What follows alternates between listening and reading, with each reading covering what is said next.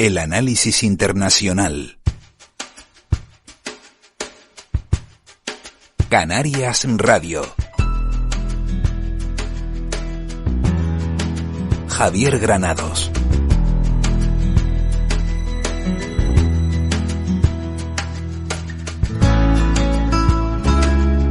¿Qué tal? ¿Cómo están? Abrimos aquí en Canarias Radio un nuevo análisis internacional con el que vamos a mirar hoy a dos países muy diferentes, uno en África y otro en América Latina. Vamos a comenzar en África entrevistando al líder en el exilio de la oposición al presidente de Guinea Ecuatorial. Le vamos a preguntar por la sucesión de Teodoro Obiang, de 81 años ya, y también por los escenarios que podrían abrirse en el país. Además de esto, nos vamos a interesar también por el cambio de gobierno en Ecuador y de la mano de una experta en América Latina vamos a conocer de cerca cuáles son las políticas del nuevo presidente ecuatoriano, Daniel Noboa, de solo 35 años y recientemente elegido tras imponerse en unas elecciones. Al frente de la realización técnica se encuentra hoy Adrián Santana. Comienza ya aquí en Canarias Radio el análisis internacional. El análisis internacional. Como les acabo de adelantar, abrimos el programa hablando de Guinea Ecuatorial. 44 años ya de dictadura de Teodoro Obiang. Ha cumplido el dictador los 81 años y sobre la mesa el asunto de su sucesión y también las consecuencias que podría haber de ello para la población del país. De todo ello vamos a charlar en los próximos minutos con el líder opositor que vive exiliado aquí en España, concretamente en Guadalajara. Armengol Ngonga, presidente del Partido del Progreso de Guinea Ecuatorial. ¿Cómo está? Saludos. Muy buenas. Bueno, empiezo a preguntarle por la economía de su país. ¿En qué estado se encuentra ahora mismo? La economía de Guinea Ecuatorial, con el modo operandi de la dictadura, está en una situación lamentable. Hay un paro más del 80% de parados. Por lo tanto, como no hay actividad económica, no hay inversión extranjera, que debería haberla. ¿Por qué? Pues porque no hay garantías jurídicas para que vengan inversores. Por lo tanto, el resumen es que la economía guineana está en un caos. En estos momentos va a entrar en una recesión y luego hay una corrupción endémica galopante. Efectivamente, pues la caja la vacían digamos la familia Obiang, que tiene más de 50 hijos, los tíos, los allegados, etcétera, etcétera, no hacen más que meter mano permanentemente en la economía y en los recursos de Guinea Ecuatorial, y por lo tanto hace inviable la economía. Entiendo que la gran riqueza natural, sobre todo en recursos de Guinea Ecuatorial, no llega al grueso de la población. Por supuesto. Hay unas estadísticas que rezan tanto el Banco Mundial como entidades oficiales económicas, donde dicen que el 5% de Guinea Ecuatorial de la población controla el 85% de las riquezas. Con esos datos ya lo dice todo. Es decir, que en 44 años no solo no ha sabido mantener ese legado de España, que dejó tanto la infraestructura sanitaria como la infraestructura educativa, como una gran riqueza que era la agricultura. La agricultura, fíjese que hasta 1968, cuando nos independizamos, vivíamos del café por la parte continental y del cacao por la parte insular, Santa Isabel. Uh-huh. Y entonces, pues, todo el continente cultivábamos café, y el café se pagaba a 50 pesetas, entonces precio mínimo, porque era un producto protegido. Es decir, eso lo planificaba España, de tal manera que la mayoría de los guineanos teníamos un poder adquisitivo, porque lo sé por experiencia en mi propia casa. Mi padre tenía 10 hectáreas de café, y con ese poder adquisitivo, esos ingresos, te permitía pues mantener la familia para pagar todas las necesidades básicas de alimentación, de ropa, de sanidad, etcétera, etcétera. Teníamos la mejor sanidad que había entonces. Es decir, las vacunaciones eran campañas como se hacen aquí. contra el paludismo y todo tipo de afecciones sanitarias. Bueno, pues y la educación igual, o sea, con un inspector de enseñanza había una escuela de formación de maestros de primera y segunda enseñanza y de auxiliares que pasaban a incorporarse automáticamente como funcionarios del Estado. Bueno, pues primero llegó Macías y lo debilitó, pero fundamentalmente Obiang, cuando el dictador Obiang llega, todo eso lo elimina. Y entonces pues se vive del monocultivo de hidrocarburos, petróleo, cuyos ingresos controla perfectamente. Entonces lo desarmó a la población. O sea que ahí no hay gestión de esos dos productos, como he dicho, aparte que cultivábamos más, o sea que la papaya, el mango, los cocos, etcétera, etcétera, los tubérculos, la yuca. Bueno, pues todos esos cultivos se están cultivando perfectamente en Camerún, que se ha convertido en una potencia económica en el sector agrícola y ganadero. Y entonces, pues, Guinea Ecuatorial, los ricos, claro, los del régimen viven a base de importar esos productos alimentarios, pues, para ellos. Pero para la población, el 80-90% viven fuera de ese circuito. ¿Por qué Obiang ha podido mantener un control tan férreo del país durante tantas décadas? Pues tiene dos cosas fundamentales que ha practicado. Además de la represión, pues precisamente el control del poder adquisitivo de todos y cada uno de los guineanos. O sea, el dinero que te entraba en el bolsillo cuando ve a un ciudadano X con un coche nuevo, y entonces lo que hace es que la policía le persigue para averiguar cómo ha podido comprarse un coche, para empezar. Y si quiere una bicicleta, porque es bicicleta, y si es una moto, es una moto, y ya no digamos que se esté haciendo una casa. De hecho, es que la gente hasta hace 15 años aproximadamente que se resistían a no hacer caso omiso digamos, al control férreo de la dictadura, que osaban criar gallinas para luego sacar huevos y con eso pues poder vender un poco.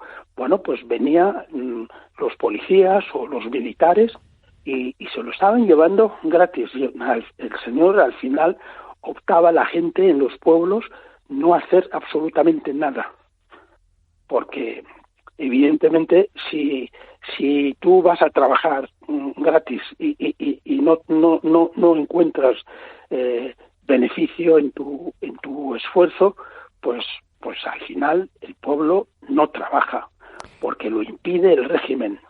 Y ante esta situación que nos está contando, ¿qué dice la gente en zonas rurales, urbanas?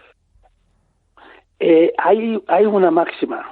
La mayor parte de la gente preparada, la gente con estudios básicos, primarios, que tenían formación en la época española, huyeron a Gabón, huyeron a Camerún. O sea que Gabón es el mayor contingente de exiliados que tenemos. Ahí hay más de 150.000 guineanos. Y entonces pues ahí se han colocado perfectamente. El que era maestro pues ha ejercido de maestro, y las subsiguientes generaciones pues no se han ido a Guinea, o sea que han continuado ahí. Nosotros, por ejemplo, nos vinimos a España. En mi caso vine con 17 años y tengo ahora 73. Y todos los estudios profesionales que he hecho y luego que he trabajado 36 años, que he aportado a la seguridad social española, que me permite pues una jubilación. Bueno, pues como yo somos miles, y somos más de 40.000 en España. Hay exiliados en Francia, hay exiliados en el Reino Unido, hay exiliados digamos en Estados Unidos. Quiero decir con esto que la gente que podían protestar mucho, o sea, a base de torturar y juicios, detenciones extrajudiciales, con esos métodos, al final, la gente, la mayoría, el grueso, se ha exiliado. y hay más, en total hay unos 250.000 exiliados en estos momentos. Sí. Y los que se quedan a su suerte. Imagino también que las claves del éxito de la dictadura, por decirlo de alguna manera, es el férreo control que tendrá de las Fuerzas Armadas, de la seguridad. Sí, además de eso, ha hecho otro guiño. Ha permitido, por ejemplo, cuando forma gobierno, Guinea Ecuatorial es el primer gobierno que tiene más de 60 ministros, luego otros 60 viceministros, más otros 60 directores generales, 60 secretarios de Estado. O sea, es decir, lo multiplica exponencialmente para permitirles que estén extorsionando. No les paga casi nada, pero que todo el mundo sabe en el sistema que es extorsionar, que es robar. Entonces han puesto barreras cada 100 metros, o sea, cada 100 kilómetros, cada 100 kilómetros de un pueblo a otro o cada X kilómetros hay una barrera que controlan un señor que va a trabajar desde su pueblo a la capital, por ejemplo, Malabo, y es de Riaba, entonces pues todos los días hace ese mismo recorrido, tiene que pagar ahí, en esas barreras, pues los militares que están, le cobran un poco, pero le cobran. O sea, y además de forma arbitraria, porque no tiene un precio fijo. O sea, a la ida y a la vuelta. O sea, para ir a trabajar, no solo que no va a ganar lo suficiente, sino que va a perder ese día pagando, digamos, el derecho a circular. Pero a lo largo y ancho del país está lleno de barreras. Teodoro Obiang tiene ya 81 años. ¿Se habla de su posible sucesión? Bueno, pues siempre se ha hablado desde dentro. En mi opinión, yo creo que no ha dejado muy claro una sucesión. Es una sucesión de momento aparente en la persona de su hijo, Teodorín, porque de haber dejado un sucesor más o menos claro, pues estaría haciendo las veces de su padre, porque su padre lleva mucho tiempo muy enfermo, muy delicado, etcétera. Bueno, pues sin embargo, lo que se ve desde fuera y desde dentro, no hay esa claridad de que tenga un sucesor. ¿Y hay lucha interna entre clanes por el poder? Tampoco está muy claro si es que lo que ha hecho ha utilizado el famoso divide y vencerás. Ha dividido, o sea que ha dividido a la sociedad en ricos y pobres, en clanes, en tribus, altos y bajos, o sea que ha dividido a todos. O sea que los que son intelectuales de los que no lo son, porque ha fomentado eso, pues para poderlo controlar mejor. Y entonces se encuentra en estos momentos que incluso dentro de su propia familia está dividida.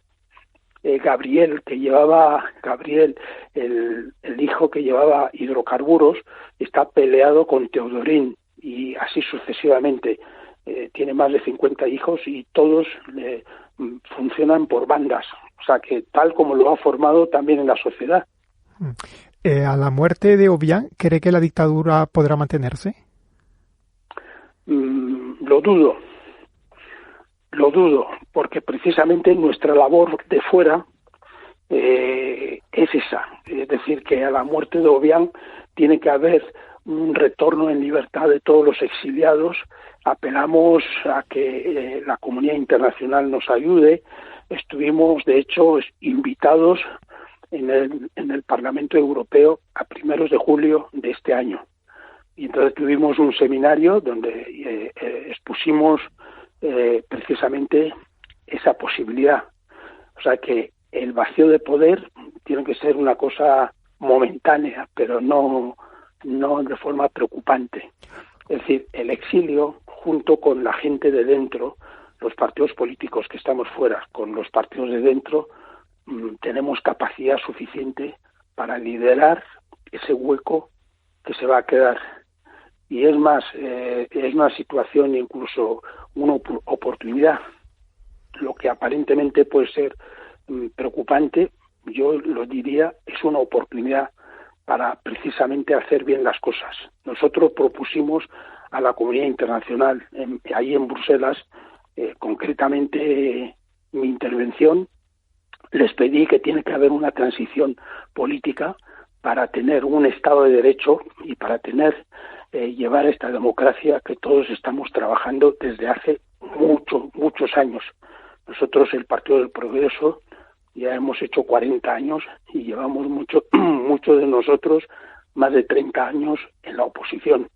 Y entonces tenemos los planes de choques, tenemos el desarrollo de Guinea Ecuatorial, pero perfectamente estructurado, perfectamente estudiado y perfectamente documentado. Y entonces, pues, con la ayuda de la comunidad internacional, tenemos un proyecto que es occidental, un proyecto que es para tener la propiedad privada. Queremos una economía social de libre mercado. O sea, con ese desarrollo no habrá problemas desde nuestro punto de vista. ¿Y este escenario podría acabar en una guerra civil? Tampoco lo creo. ¿Por qué? Pues porque la comunidad internacional, que son nuestros interlocutores, tanto Estados Unidos como España, Francia y en general los 27 países de la Unión Europea, no lo van a permitir, no lo permitirían, porque eso sería cuando hay dos partes. Siempre ha habido una parte en ese escenario. El escenario actual de Guinea Ecuatorial en los últimos 44 años de dictadura siempre ha sido que la dictadura, el 90% de los militares los controla, porque son de su sitio.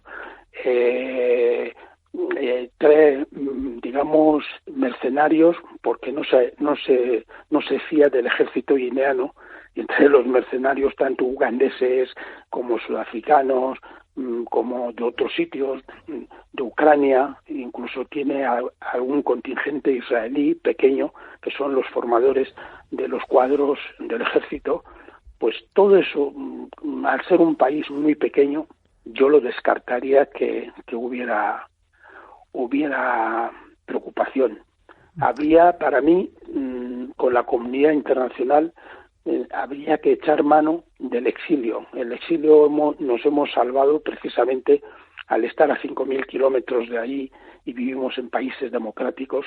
Bueno, pues con ese potencial, pues habría que impulsar la transición política y después de un tiempo de la transición, luego desembocar a unas elecciones democráticas, elecciones como presidenciales, legislativas, municipales. ¿Y qué papel juega ahora mismo España en relación a la dictadura guineana? España jugó todos los papeles y en todos los momentos. En tiempos, por ejemplo, yo empecé la oposición con Felipe González y entonces pues se le presionaba mucho a Guinea Ecuatorial para que ya entonces, estamos hablando de 1985, ya hablaban, el gobierno español le presionaba a Obiang para que impulsara la apertura política. El proceso político viene desde esa época. Y entonces, ¿qué pasa? Con la llegada del petróleo en la década de los 90, pues Obiang se vio con fuerza para no hacer ya caso de esa presión, porque en la etapa anterior vivía para cubrir su presupuesto de la cooperación. Con la cooperación española, pues efectivamente por esa vía se le presionaba.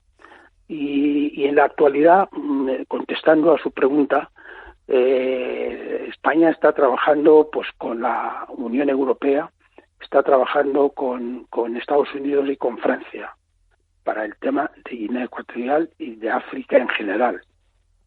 Eso es lo que yo sé.